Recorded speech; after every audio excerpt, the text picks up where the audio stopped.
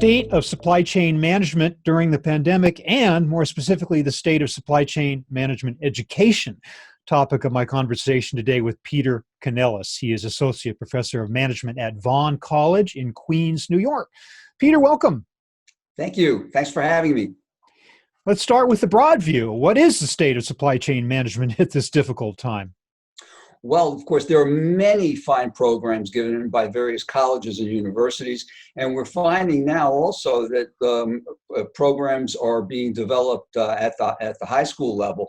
It seems that for those of us who have been in supply chain logistics for a long time, we of course know pretty much what the story is, but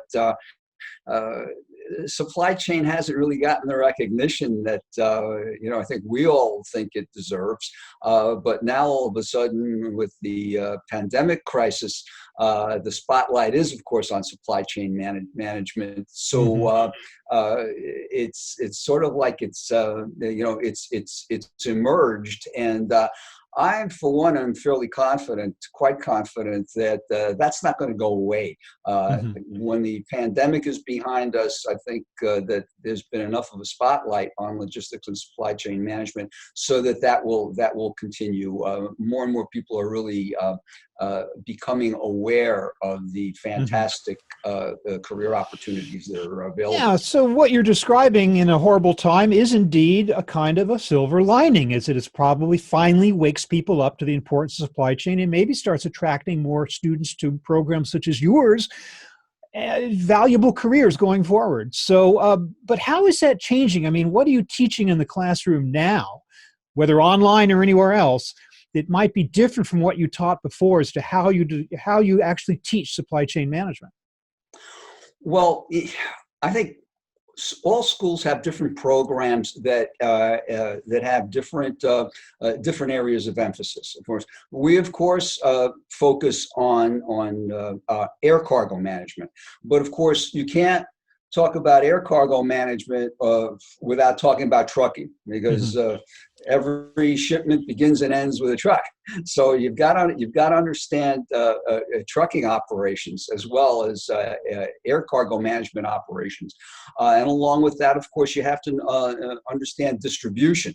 So all of those really fit together. Another wonderful feature, I think, of supply chain management is that it is inherently cross-functional. And as a result, those people who are studying supply chain management will have a good grounding. Newcomers coming into the field will have a good grounding, really across all of the business functions.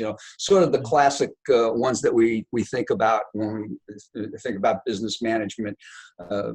Operations, marketing, strategy, HR, finance, and now, of course, I would include information systems technology also. But again, because of its inherently cross-functional nature, I think it's a great grounding for anybody who's looking for a good career. Are you suggesting that a candidate or a student following the curriculum of supply chain management has to be conversant in all of those things, has to take classes in all the different things that you just mentioned in order to be considered a fully well-rounded candidate for a job in supply chain management today? It certainly would help. I would say that there are four basic courses that almost anybody really should focus on. Operations management being one, project management, quality management, and lastly, IT for business managers. These are kind of the pillars, if you like, that really anybody going into any industry should be conversant with. And then, of course, you've got the application to the supply chain processes that we work with in our field. Yeah, you mentioned IT and technology. We hear a lot more these days about the importance of data analytics, big data and analytics programs, artificial intelligence, machine learning, all coming to supply chain now. Does that mean that candidates for a degree in supply chain management have to be numbers people as well now, in addition to being a kind of generalist that you described, or what? Well, I think that in almost any industries, and I think the supply chain and logistics is no different. Um, the um, the way you want your career to develop is along both lines.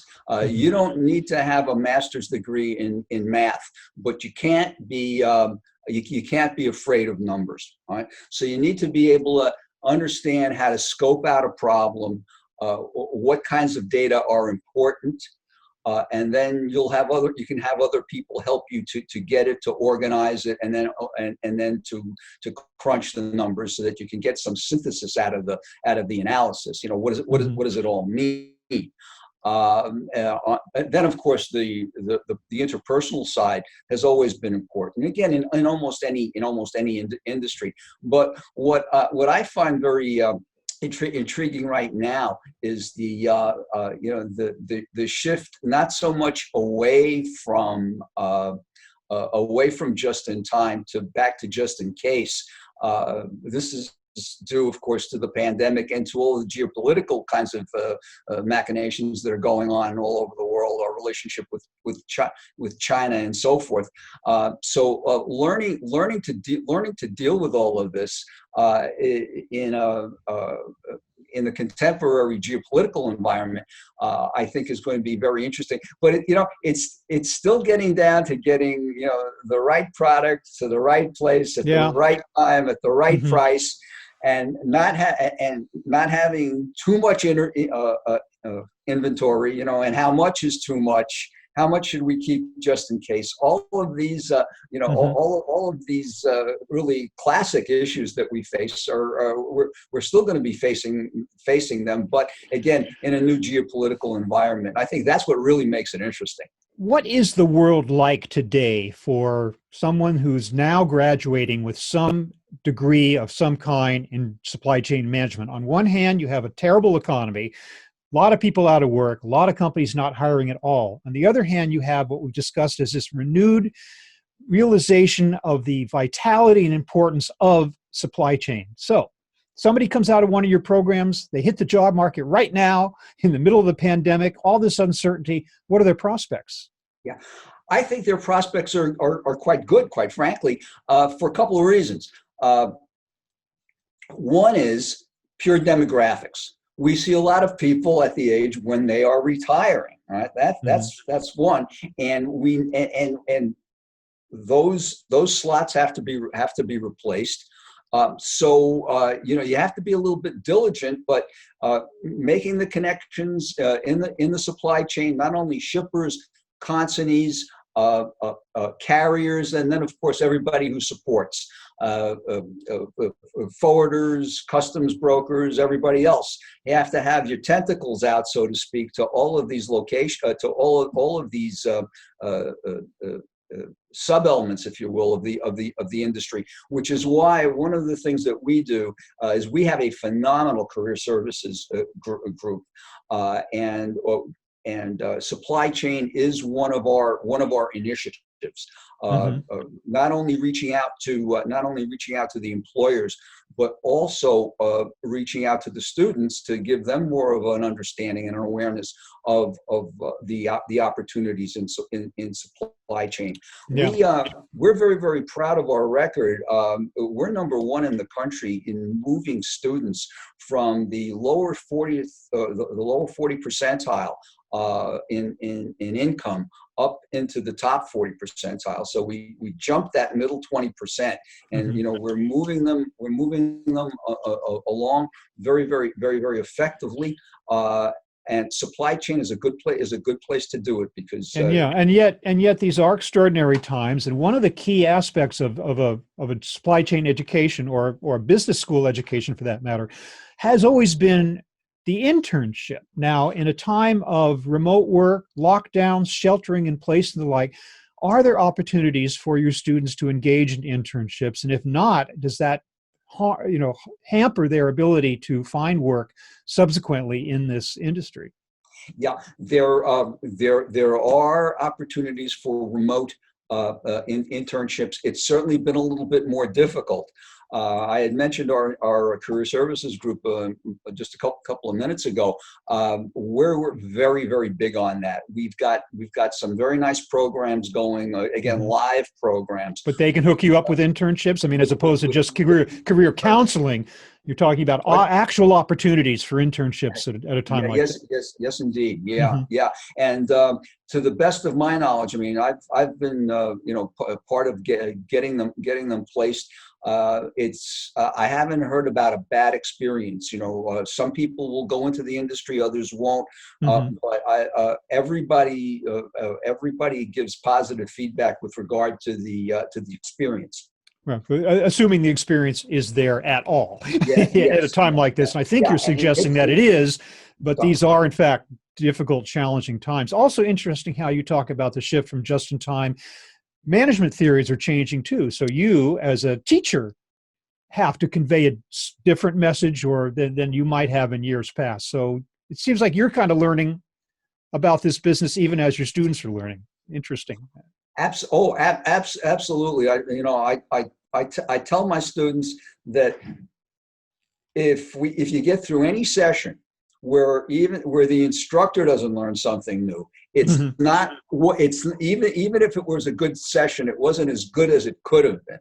I expect to learn something new. I'm hopeful to learn something new out of every one of my sessions, not only with my supply chain courses, with some of the others as well, of course. But there's always something new. There's new curveballs coming at us all the time. But of course, supply chain is so again, it's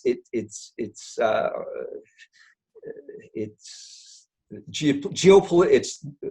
geopolitical aspect of it is so fascinating. The need to be able to keep supply chains agile and reliable at the same time. I put together an article a short while ago, and I entitled it "Supply Chains Break, Networks Don't." So again, it's more of a perspective now, I think, with developing supply chain networks so that you get that resilience and again, the response to the geopolitical disruptions, anything else that might come along. Well, curveballs, fastballs, sliders, who knows what it is that we're facing in supply chain these days. But Peter Canellis, Vaughn College in Queens, New York, you certainly have given us an interesting perspective on the state of supply chain education these days. Thank you so much for being with us today. Really appreciate it. Again, Bob, thanks very much for inviting me. Appreciate it.